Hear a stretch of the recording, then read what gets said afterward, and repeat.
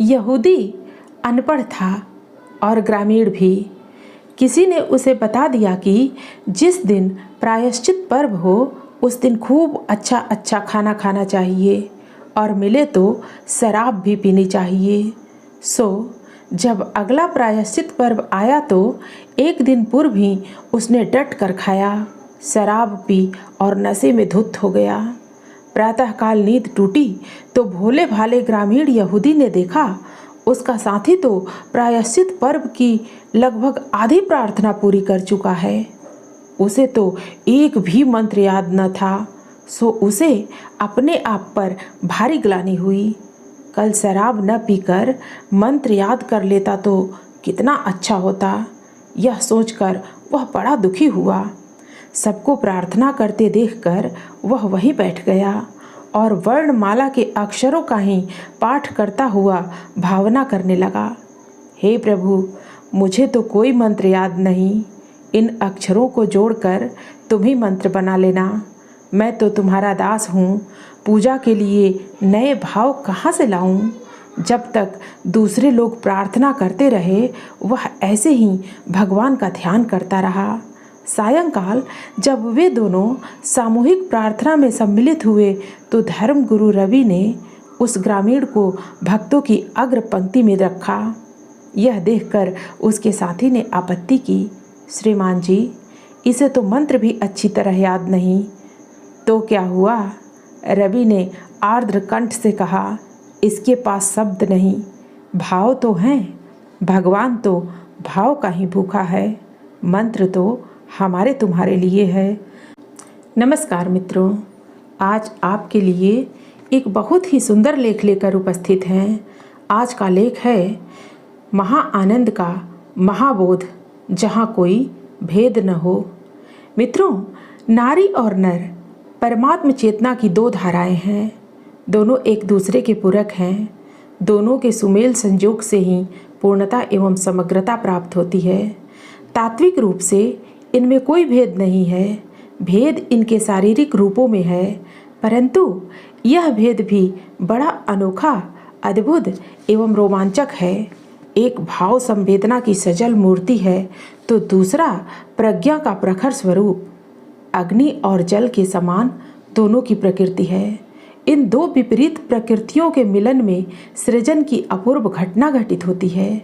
प्रकृति ने दोनों में विस्मयकारी विशेषताएं भर दी हैं। इस दृष्टि से कोई भी छोटा और बड़ा नहीं है, दोनों ही प्रकृति के विशिष्ट घटक हैं। शास्त्रों में प्रतीकात्मक रूप से पुरुष और प्रकृति को शिव पार्वती, विष्णु लक्ष्मी, राम सीता, कृष्ण राधा आदि विभिन्न रूपों में दर्शाया गया है।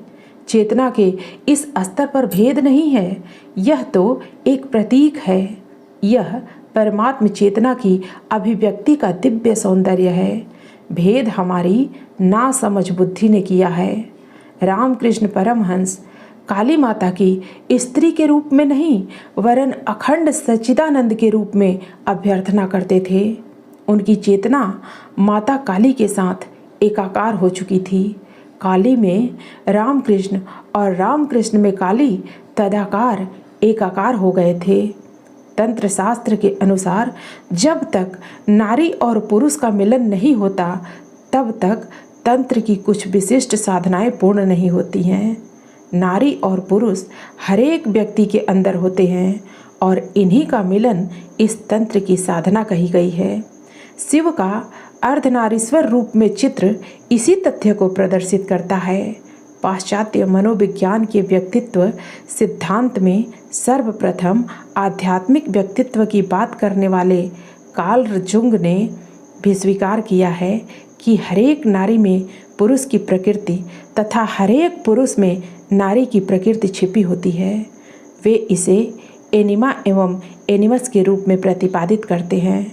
व्यक्ति में दोनों में से जो भी प्रकृति प्रबल होती है व्यक्ति उसी तरह का व्यवहार करता है। अतः कभी कभी नारी पुरुष के समान तथा पुरुष नारी के सदृश व्यवहार करते हैं। भारतीय चिंतकों के समान पाश्चात्य मनोविज्ञानी एवं विद्वान भी नारी को सम्मोहन एवं सौंदर्य का प्रतीक मानते हैं और पुरुष को आकर्षण का केंद्र। नारी भाव प्रवण होती है, भावुकता उसमें प्रचुर मात्रा में भरी होती है। पुरुष में अहंग प्रभावी होता है, वह इसे अपनी दृढ़ता का आधार मानता है। नारी में सुकोमलता एवं भावुकता के साथ ही दृढ़ता भी होती है, परंतु यह दृढ़ता भावुकता एवं असुरक्षा के साथ मिलकर ईर्ष्या को जन्म देती है। पुरुष में दृढ़ता सघन में अहंकार का प्रतिनिधित्व करती है, अतः नारी में ईर्ष्या एवं पुरुष में अहंकार सहज रूप में विद्यमान होते हैं। ईर्ष्या एवं अहंकार रूपी यह सहज प्रक्रिया आखिर कैसे पनपती है? मनोविज्ञानी मानते हैं कि नारी की प्रकृति में ईर्ष्या स्वभाव में घुली मिली होती है, जबकि पुरुष स्वभावतः दंभी होता है।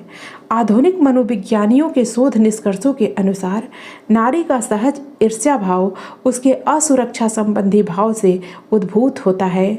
जब नारी स्वयं को असुरक्षित अनुभव करती है तो उसके अंतर में ईर्ष्या भाव पैदा होता है। यह ईर्ष्या अधिकतर स्त्रियों के बीच अधिक होती है। स्त्री और पुरुष के बीच यह स्थिति कम होती है।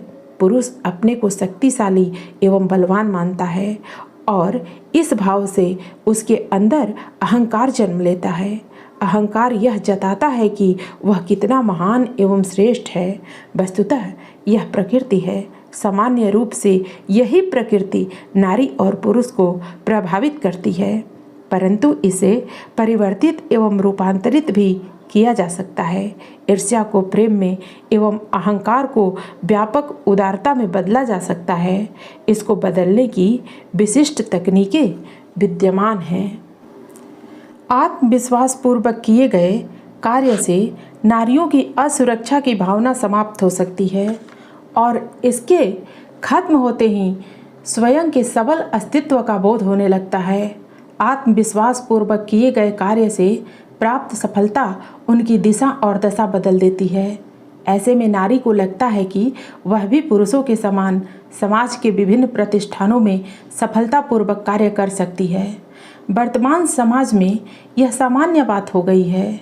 यही वह तकनीक है जिससे नारी की ईर्ष्या कमजोर हो सकती है, क्योंकि किसी के प्रति ईर्ष्या होने का तात्पर्य है उसके जैसा न बन पाने की तीव्र निराशा एवं हताशा।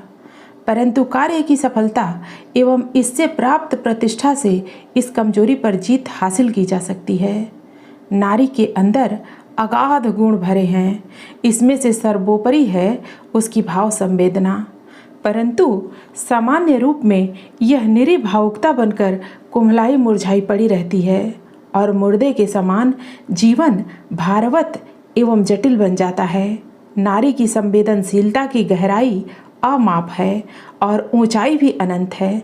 बस आवश्यकता है इसकी कोरी भावुकता को भावना में बदलने की।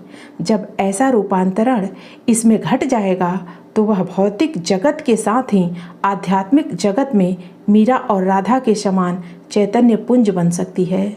शौर्य और साहस में वह दुर्गा और लक्ष्मीबाई के समान है तो ममता में माँ के समान। उसे स्वयं को पहचानने एवं ऊपर उठने की जरूरत है।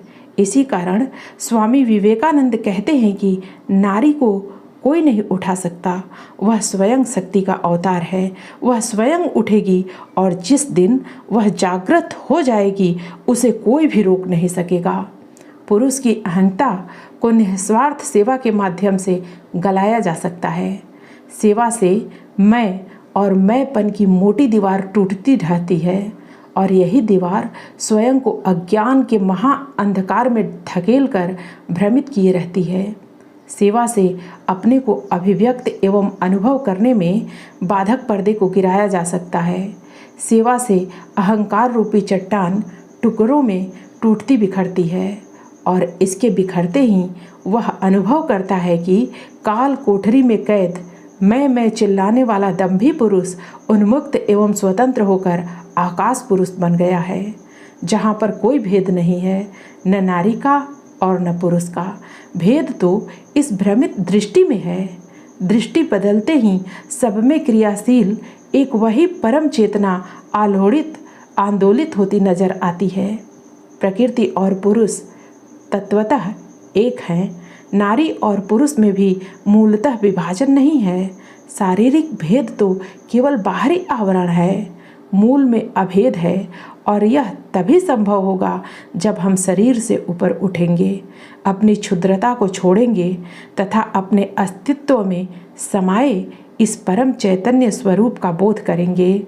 महाआनंद के इस महाबोध में कहाँ कोई भेद है? फिर नारी और पुरुष कैसे भिन्न होंगे? अतः हमें आपस में पवित्र दृष्टि बनाए रखकर स्नेह, सौजन्य और प्रेम पूर्वक एक दूसरे का सहयोग करना चाहिए। इसी सहयोग और सहकार से ही मनुष्य में देवत्व और धरती पर स्वर्ग की संभावनाएं साकार हो सकेंगी। मित्रों, फिर मिलते हैं अगली प्रस्तुति में नए लेख के साथ। धन्यवाद।